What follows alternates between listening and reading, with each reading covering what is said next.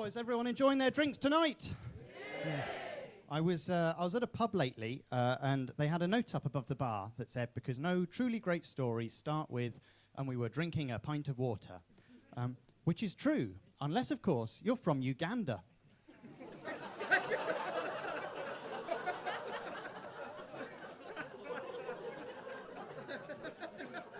Where it's 20 miles to the well and another 30 to the hospital. But I was queuing. I was stood behind a priest who was ordering a glass of red wine. Obviously, Jesus had forgotten his ID, couldn't help him out that night. And the priest insisted on paying using chip and pin instead of by contactless, which confused me, because I always thought that the Catholic Church was against the use of protection for their transactions.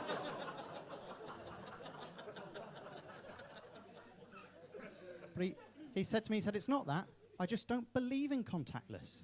Because if you can't see it, how do you know it's real? But I've been going to a lot of pubs lately because the comedy's been going well. And I recently got commissioned to write a script for the BBC. And I got my feedback letter today and I wanted to share it with you. It says, "Dear Mr. Sanders, thank you for completing, as requested, your script for Countryfile. Whilst we enjoyed your submission on freshwater lobsters, Countryfile does not condone the mocking or demonisation of individuals, especially those with a history of suing, even if, as stated in your cover letter, they're now dead. Kind regards, Janet Winter, BBC Productions." And I'm not really sure what's wrong with it, to be honest, so I thought I'd bring it with me and see if we could work it out together. It says, "The American signal crayfish are perhaps the worst invasive species that the UK has ever seen after they were introduced by the people of Runcorn."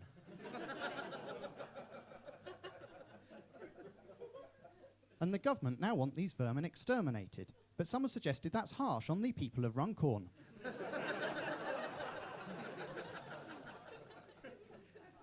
Their introduction, made by two farmers, made both local and national news, as it was the first time since 1928 that two people from Runcorn had introduced something to this world that wasn't of direct lineage to a shared grandparent.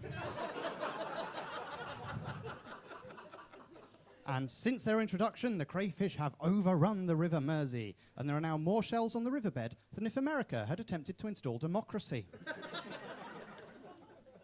And the government now wants the crayfish eradicated, as the invasive American crayfish, who deserve to die, are killing our native British crayfish, who deserve to live because they were there first. Which is a novel stance for the British government to take. Maybe there's a slogan in that they can paint on their ships next time they sail to South Africa. Kenya, India, Sri Lanka, Australia. But not the Falklands are ours. And the other reason that the government want the crayfish removed is because since their introduction to Runcorn, they've continually burrowed into riverbanks, and no one knows why. But in fairness, if you're to drop me into Runcorn, surrounded by nothing but the prospect of eternity in Runcorn, who can blame them for wanting to bury themselves head first into a dark, damp hole? That, or maybe they were an alternative counterculture to Margaret Thatcher, digging a new hole for every one she closed. But not only does this burrowing cause bank collapse on a scale rivaled only by Gordon Brown, it also excavates fine sediment into the river, and where rivers used to run crystal clear, they're now dark brown and stuffed full of fine powder, resembling a 2008 Katie Price.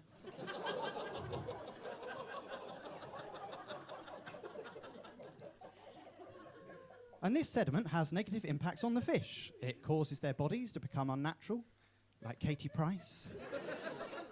It reduces their cognitive ability, like Katie Price.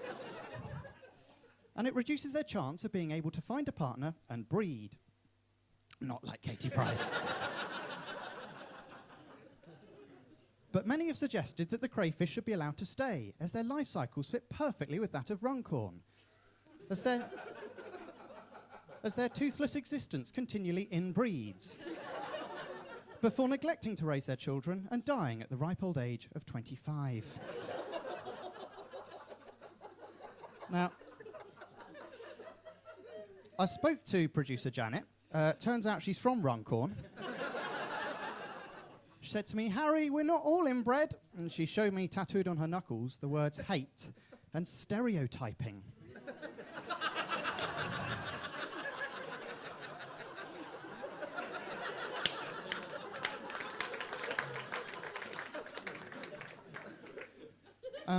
But initially, I was glad that my script got rejected, because having worked for a week with the BBC, I now trust anything that Countryfile says less than I trust Lord Lucan's life insurance policy being cashed in by Kate and Jerry McCann. Right. And the reason I don't trust them anymore is because whilst we were there, we were doing this piece about how if there were to be a nuclear explosion, the only survivors would be beetles. Have you heard this? Well, I found that hard to believe, given that John and George were unable to survive the world under normal conditions. And let's face it, explosions and radiation are hardly their strong point. But anyway, it turns out that part of that script actually got accepted for Countryfile for the grounds of diversity purposes, because I've got bipolar disorder, and it meant that the BBC could then meet their mental health criteria, which is bonkers, right? But at least the Beeb are doing something about it. Not like ITV. Did any of you guys see ITV's news coverage of Sir Lenny Henry's knighthood? Sir Lenny Henry, knighted for services to diversity in television, was interviewed while they played in footage of TV chef Ainsley Harriott. I watched it for research for this. Do not. But anyway, I was wondering whether this was a genuine mistake by ITV, or if they just wanted to recognise Ainsley for that fantastic acting he did in that TV series, Luther.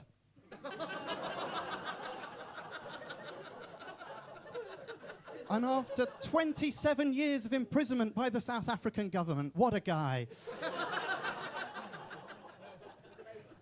But I was keen to see whether this diversity policy ran across the BBC or if it was just restricted to science and nature. So I decided to sample a random episode of my favourite TV show, Bargain Hunt. Have we got any fans of the show in?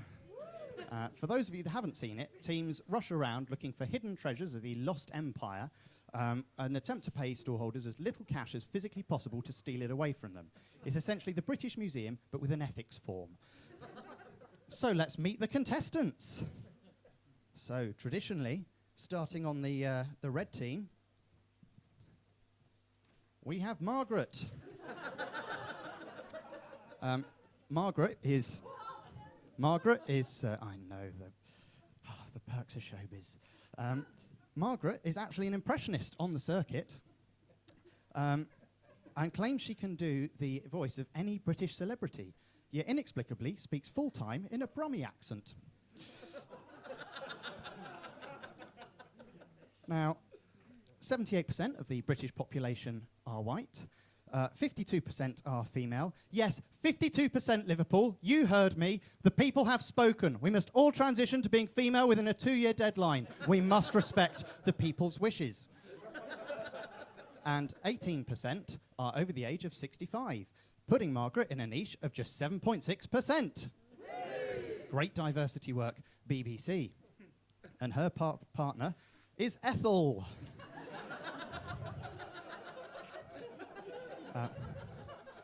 Ethel has recently converted her loft. It's now a Muslim.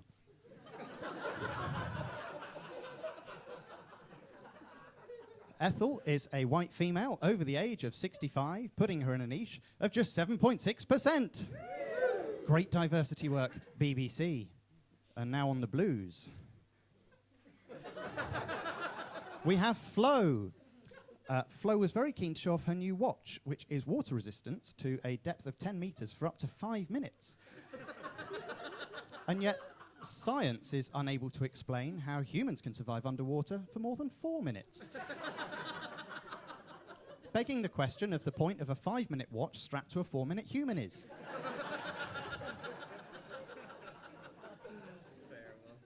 But Flo is a white female over the age of 65, putting her in a niche of just 7.6%. Great diversity work, BBC. And her partner, you guessed it, but we got a man! Bringing our diversity to over 15%.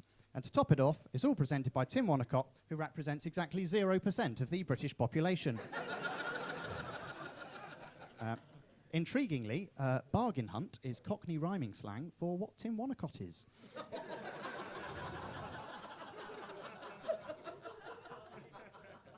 So I was looking at our diverse panel here, and I was reading through the application process, because this is genuinely my favourite show. And it starts with all the usual, you know, name, age, fleece size.